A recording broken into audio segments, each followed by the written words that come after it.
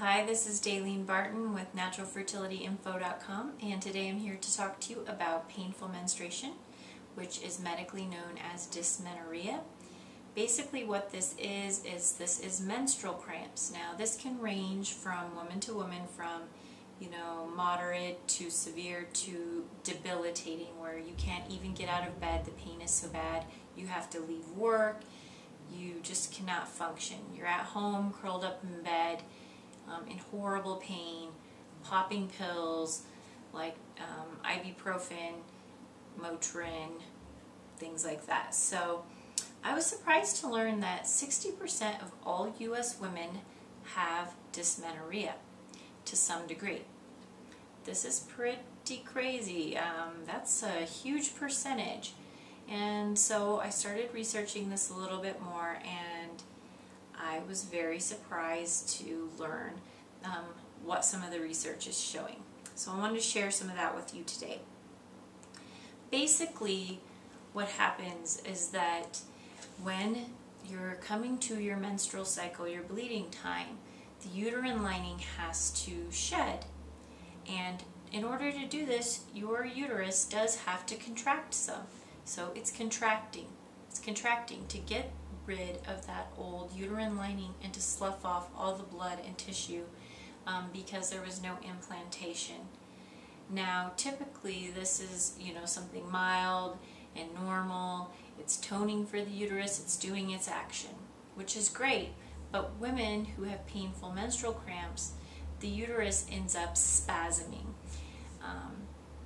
And we're going to talk a little bit about what causes the spasms. But if you've ever had a Charlie horse or a running cramp or anything like that, where what happens is the muscle is contracting and expanding normally, but then all of a sudden something happens and it just freezes up and it's just like freaking out. So this causes a lot of pain. It also causes a lot of inflammation, and there you are sitting in pain in your house, not able to function, or you're just pushing through it, or you're popping a lot of medications like I said, which is horrible for your liver, which then creates more hormonal imbalance later. So in the 70s, some doctors started to research this, and they discovered a link to why the uterus would spasm and freak out like this. So that is called prostaglandin F2 alpha. Now, they discovered that women who had dysmenorrhea had 7 times more prostaglandin F2 alpha in their blood than women who do not have menstrual cramping.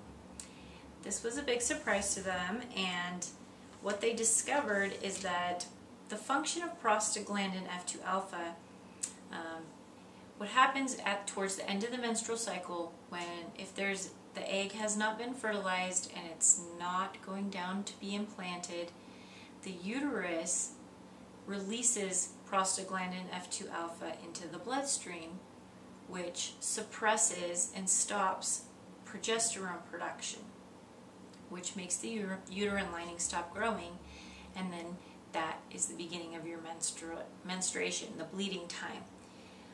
What happens in women with dysmenorrhea is, for some reason, they have an overproduction of prostaglandin F2 alpha by the uterus. There's some sort of imbalance, and scientists don't know exactly why this happens, but when that much is dumped into the bloodstream, it causes the uterus to go into spasm or to overwork, and creates a state of pain and inflammation. Prostaglandin F2 alpha is also an inflammatory chemical in the body, so then it also creates a state of a lot of inflammation.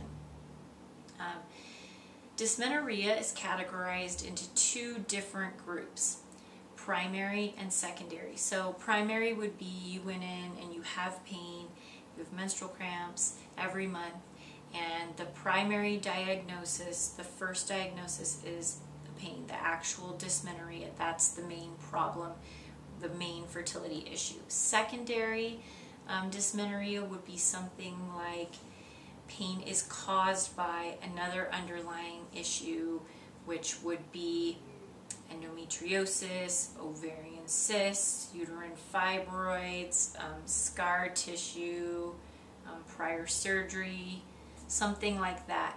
That's what is causing the dysmenorrhea. That's not the actual diagnosis. So if you have secondary dysmenorrhea because you have endometriosis or another fertility issue, you need to address those fertility issues first before you're going to be able to solve the pain. You might be able to acutely treat the pain, but until you figure out how to heal from those issues first, you're still going to continue to possibly have pain. If you just have primary dysmenorrhea, there's things you can do simply over time that we're going to talk about. Basically, mostly it has to do a lot with nutrition, exercise. Those are the foundations across the board for anything, but you're really going to want to think about nutritionally what you may be lacking or what may be contributing, what may be out of balance there in your diet, something you're reacting to. One thing I want to mention about endometriosis, they also discovered that women with endometriosis also have much higher levels of prostaglandin F2 alpha, so that's something to look into as well if you have endometriosis. So the number one thing you can do, as I was saying, was diet. And if you are having a lot of pain and inflammation, you've been diagnosed with dysmenorrhea, consider an anti-inflammatory diet.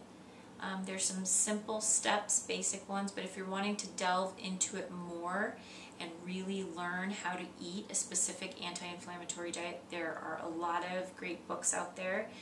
Just Google it on the web. I can recommend one by Jessica Black, ND. I know her. She lives in Portland, Oregon, and she's a great naturopathic physician. And she wrote a recipe and diet book on the anti-inflammatory diet. So did Dr. Weil. So the number one thing you want to do to begin would be to cut out all processed carbohydrates. So we're talking about white breads, white pastas, bread in general is pretty processed, even whole grain bread, unless you're eating something sprouted like Ezekiel. And try to switch to only whole grains, brown rice, quinoa, millet, something that's not processed. Try to reduce your intake of grains in general to only 3 servings a day. Next would be eliminating all sugars if possible. Now if you sneak in a little bit of agave or honey, mostly recommend stevia if you like stevia, but getting rid of that sugar triggers an inflammatory response. So that's what we're talking about here, is all these foods can stimulate or trigger an inflammation response. So you're going to want to try to reduce inflammation any way possible because that's going to contribute to pain. Dairy. Dairy is also very stagnating to the system, boggy for the uterus, the whole reproductive system. If you can try to eliminate or cut down on dairy, if you are eating dairy, try to make sure that it's non-GMO, that it is organic, and that the animals are free range so that you're not getting added hormones and antibiotics and other toxins in your system that can congest your liver as well. Consider eliminating red meat and egg yolk. Some people react to these 2 protein sources. One way to find out if you react to it is to do an elimination diet. So stop eating those 2 things, red meat and egg yolk, for a month. See how you feel. See if your pain has reduced at all.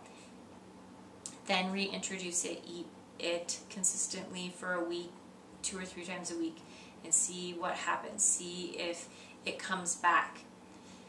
And that's one way. That's one way you can figure out if you're reacting to those. Be sure to take a good whole food multivitamin. Just poor nutritional value of our food, poor diet, lack of exercise, we're not getting all the vitamins, minerals, and nutrients we need every day. So be sure you're adding a good multivitamin. Vitamin A is very anti-inflammatory. A good source of vitamin A from food is cod liver oil. That also includes a lot of essential fatty acids that are needed. Essential fatty acids are like omega-3, 6, and 9. That would be a good complete one to take. We saw one called Fertilica Omega in our natural fertility shop. Those are anti-inflammatory as well, very nourishing to all of the body systems, but specifically omega-6 is very anti-inflammatory. That comes from oils like evening primrose oil or borage oil. Those also work to lightly contract and tone the muscles of the uterus, which is really important because a weak uterus has been shown to be more likely to have pain and inflammation. So if you have weak uterine muscles, they're more likely to spasm out and not function properly, which could cause dysmenorrhea. Another thing that works really well is magnesium because it relaxes smooth muscle tissue and is very antispasmodic. So that's another supplement that you might want to consider.